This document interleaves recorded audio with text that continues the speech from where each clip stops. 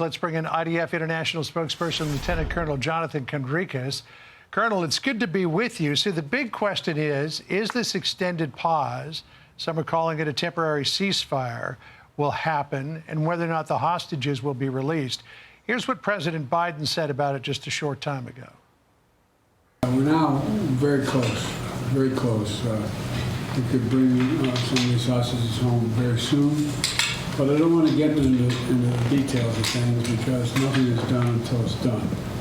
And when we have more to say, we will. But things are looking good at the moment. A little difficult to understand, but he said nothing is done until it's done. Is it your expectation, Colonel, that this will get done? Well, hello. Thank you for having me. It is definitely our expectation to get our hostages home, all of them. It's been 46 days when women, children, babies, and elderly have been held in Hamas captivity. And of course, any day will be not a moment too soon to get them home. There are a lot of details, a lot of moving parts as we speak. What we are doing in the IDF is, of course, to remain pressure on Hamas, to not relent our operational pressure on them, and of course, execute whatever orders we are given by the Israeli cabinet. And there's many things happening at this time. I won't be able to tell you exactly where we stand and where the hostages are and the technical details of it. I'll just say that, of course, it is of paramount importance for us, for the IDF, for the State of Israel, to get our hostages back. Colonel, what we are reporting on right now at this hour from our own reporters, some of the terms of this deal, that it would be approximately 50 hostages, women and children, for 150 Palestinian women and children being held by Israel. They're saying this would be a phased release of about 10 hostages, followed by a ceasefire if the ceasefire holds. Followed by more, I should say, more hostages being released if the ceasefire holds, and that multi-day ceasefire could be up to 5 days. Can you add any further detail to that reporting right now? Yeah, I can add details that any ceasefire with Hamas, based on our previous experience, is always a dubious endeavor. We've had soldiers taken hostage or being abducted in 2014 after a UN ceasefire was brokered. So we have to be very careful when it comes to anything that relates to operations on the ground with Hamas. I also know that there are other conditions that Hamas is trying to stipulate, what we will do and will not do while the hostages are being returned. But I think that ballpark, your reporting seems correct, and I think that your viewers are getting a very good understanding of the situation as I understand it as well.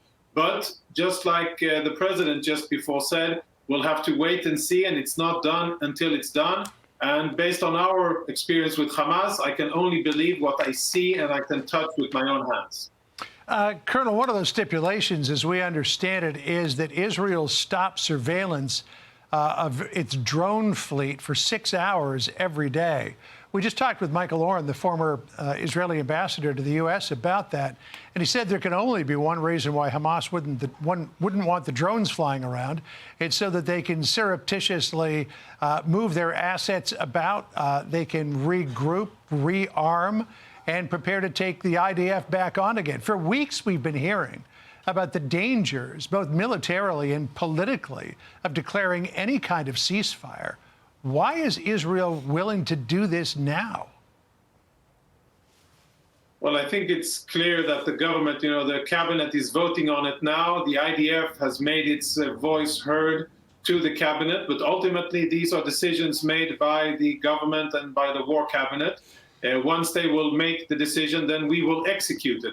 There's always pros and cons. And of course, we would rather not be in the situation that we are in, with more than 236 Israeli hostages being held. But we have to deal the hand that we've been dealt, or play the cards that we have, and make the best of the situation.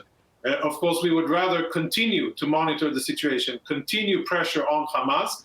But if there's a chance of getting hostages back home, reuniting families and getting women, children, elderly people back home into safety in Israel, that is, of course, of paramount importance.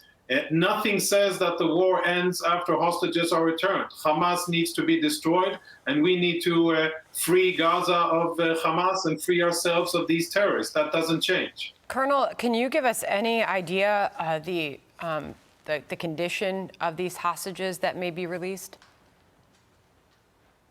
Yeah, not yet. We will have to see that. You know, we were working under the assumption that all of the hostages that will be returned are live hostages. But again, we're dealing with a very corrupt organization.